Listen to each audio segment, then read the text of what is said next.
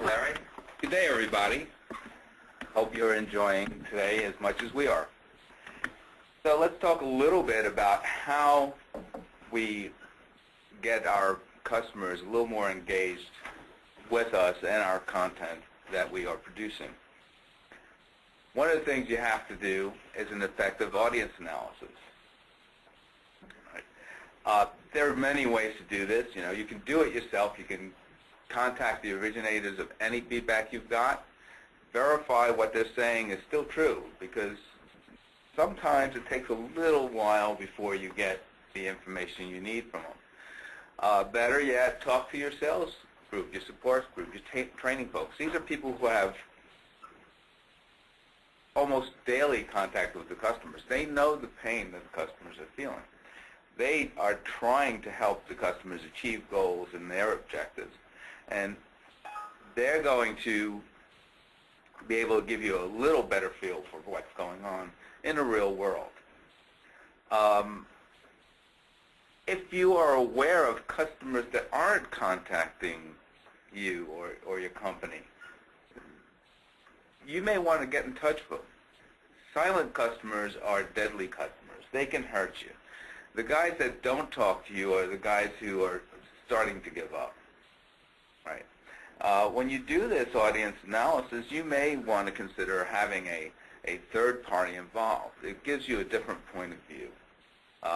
Someone who's objective, who doesn't have as vested an interest in your product or your content. They're looking more towards trying to move you forward and give you accurate information. So you want to make sure there's no mismatches between your customer's objectives and what you're trying to do. So you want to take your corporate objectives, your corporate direction, all these things, match them up with where your customer is going, because once your direction and your customer's direction are moving the same way, then you'll wind up in a more of a win-win situation. You'll be able to align and find out what is the best way to deliver the information to the customers. Without that knowledge of their objectives, you really can't find out where to go. You can't know it because you don't know what they're trying to achieve with your product, which is really important when you're delivering information. As Larry mentioned, you want to think in terms of getting out of the static content paradigm. All right. How are you delivering your content? Are you creating a bunch of manuals or papers like those magazines there? All right. You could be missing an opportunity. Think in terms of your phone book. As soon as you get that phone book, it is out of date. People move as those things are being published. All right. Finding information in a phone book, when you go through a Yellow Pages and you're looking for a specific service, unless you know particularly how that service is expressed in that phone book, you're going to have a problem finding it. So you need more information about the information that you're presenting so that your customer can search better. Think in terms of giving them a way to zero in on the information. Give them an intelligent search or a knowledge base. In fact, if you think of companies like Walmart or Target or Amazon, when you do a search, not only do they give you these pages upon pages upon pages of information, but they also give you a way to narrow that down by category or price, whatever. So those are the kind of things you need to think about in terms of getting enough information around the content to anticipate the customer's needs.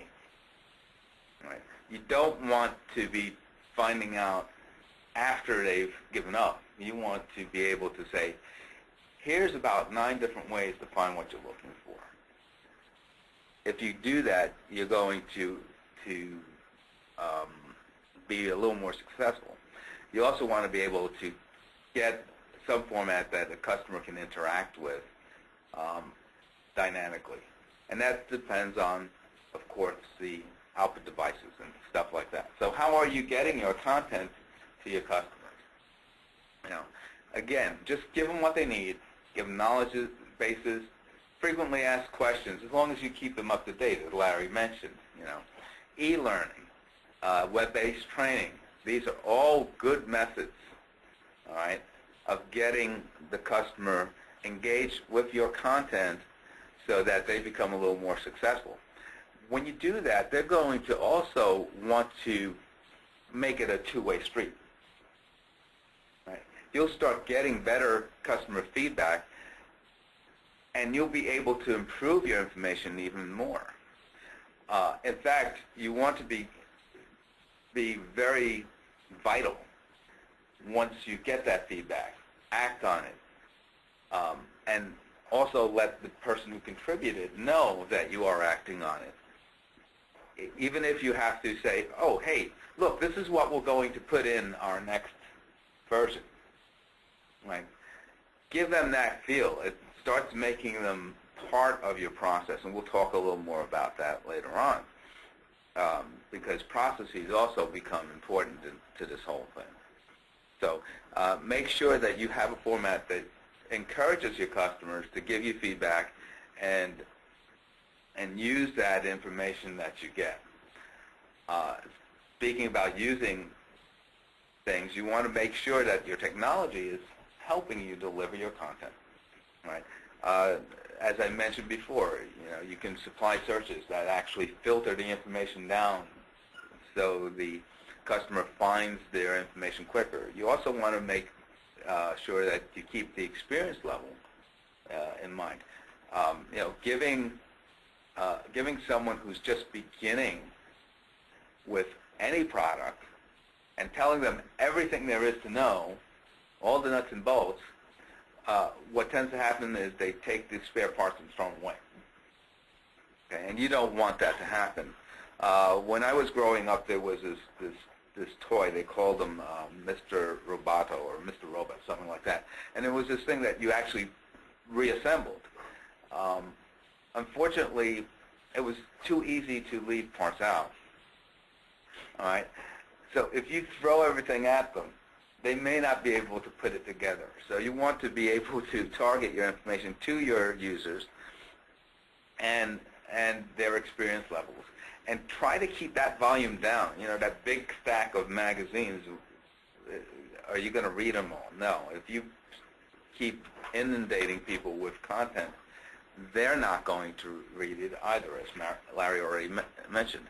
You want to give them human bites. Okay? You want to give them human bites. You don't want to give them the entire world, because most of the time, they won't really care.